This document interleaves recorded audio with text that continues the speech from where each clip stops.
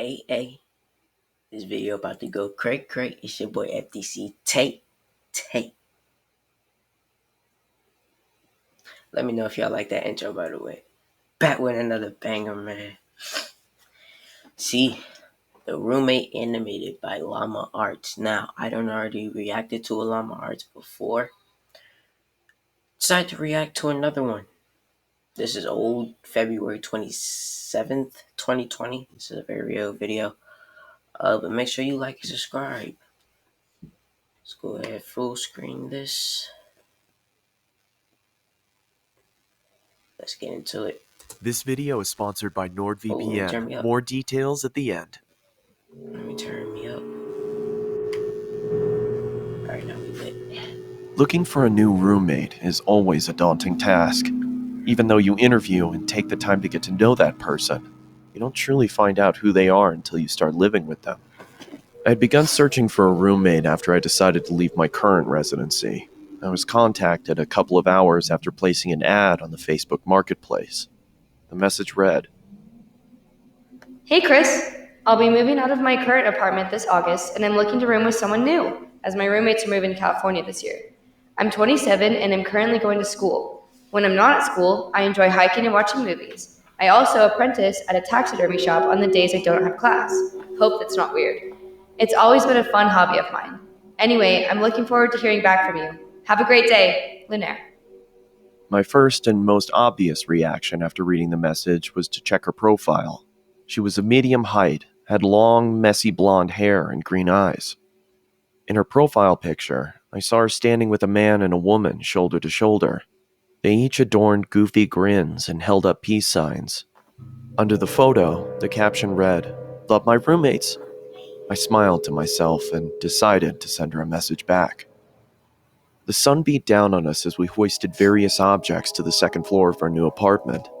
It took us a couple days to get everything out of the moving trucks and into our new place, but as soon as we did, a wave of relief washed over our sweat-drenched and sore bodies.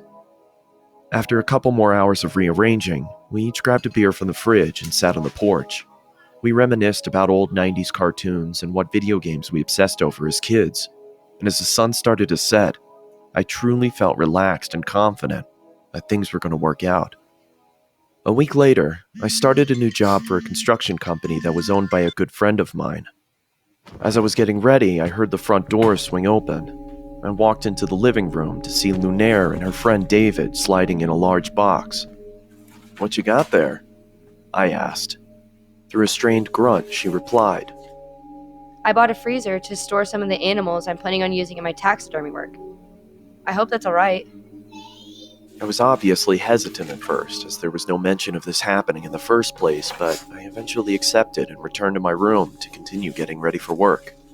I came home at around 9 p.m. after having a couple of beers with friends and Dang, noticed 7 that to the 9? freezer was nestled snugly in the lower part of the pantry. Jeez. A low hum could be heard reverberating off of the inner walls.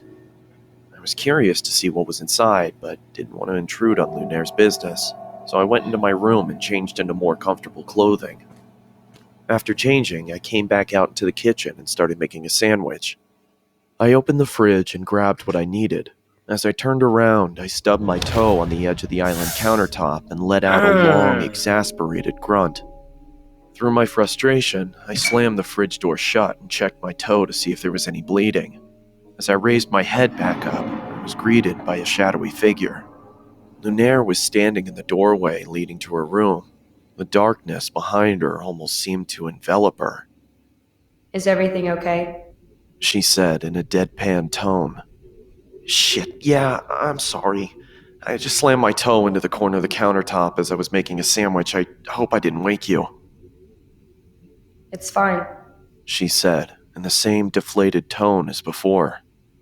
She then turned around and walked back into the darkness of her room. She's probably I could possessed. tell that she was pissed, so I quietly made my sandwich and retreated back to my room as well, only hearing the low hum from the freezer as I closed my door. Hold on. I had the next day off, so the hum from the freezer as I closed my door. Y'all see that blood? Oh, let me move this out the freak away. Bro, do y'all see that blood right there, bro? I know y'all see that blood. I know y'all see that blood. I had the next day off, so I was able to sleep in a little longer than usual. When I finally emerged from my room, I walked into the kitchen to Man's make got four breakfast. toes. As I opened the refrigerator, I noticed that the light wasn't turning on and there was a lack of cold air escaping from inside. I turned around and flipped the light switch to confirm my suspicion. Sure enough, the power was out. Damn it, I muttered under my breath. I walked over to Lunaire's room and knocked on her door to tell her about the power outage if she didn't already know, but there was no answer. I then remembered that she had classes that day and probably wasn't home. I walked back to the kitchen and past the pantry. As I did, I slipped on the floor but was able to catch myself on the countertop. What the? I angrily exclaimed as I looked down at the floor trying to figure out what I had slipped on. It was Oh, blood. It had started to leak from the corner of the freezer and pool onto the floor.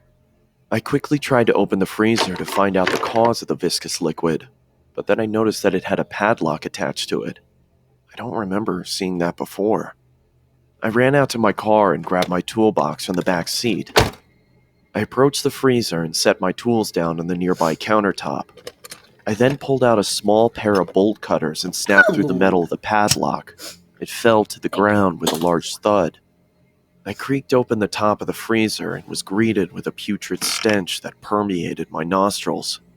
I quickly pinched my nose and walked away gagging in response.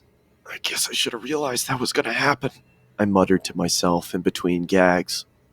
After gaining my composure, I grabbed some gloves from under the sink and started taking inventory. I could see a couple of dead birds and plastic bags wedged into the corners of the freezer. I took each bag out and set them in the trash can nearby. That's when I noticed that the blood was coming from the corner of the Enter. larger black bag. I don't know It's a why. big I animal. decided to open the top of the bag and peer inside. I was greeted by large, milky white eyes, a swollen black tongue surrounded No. by cracked and bloated lips, and the matted hair of a human head. I swiftly dropped the bag and fell backwards onto the floor. My breathing had ceased to exist, and I grabbed the trash can next to me and expelled my disgust into it. I then ran out the door, got into my car, and called the police. As I sat in the interrogation room with a blanket over my shoulders, I couldn't help but think about the face I'd seen. It looked so familiar. That's when it finally hit me. I pulled out my phone and looked at Lunaire's profile picture. It was her old roommate, the one she said was moving to California. When the detective entered the room, she started the questioning process, asking me if I started noticing any weird behavioral occurrences around the apartment.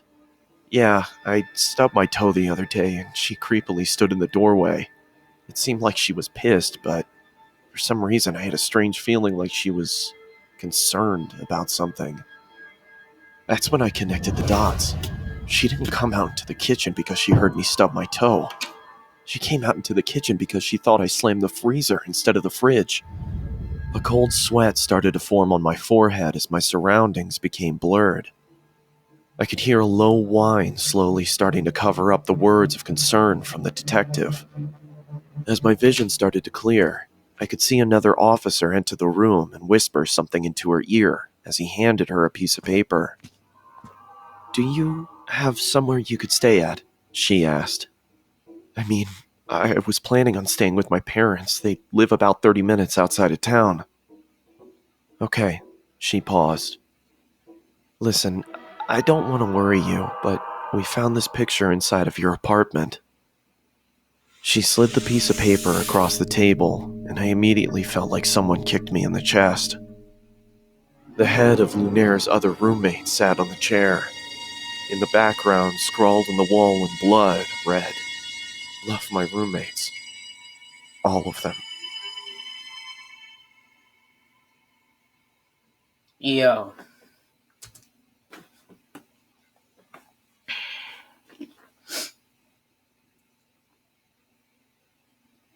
So I don't want no roommates. Stuff like this can happen. Mm.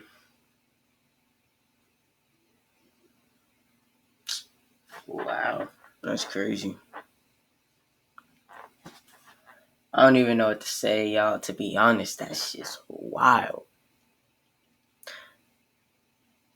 But hey, man.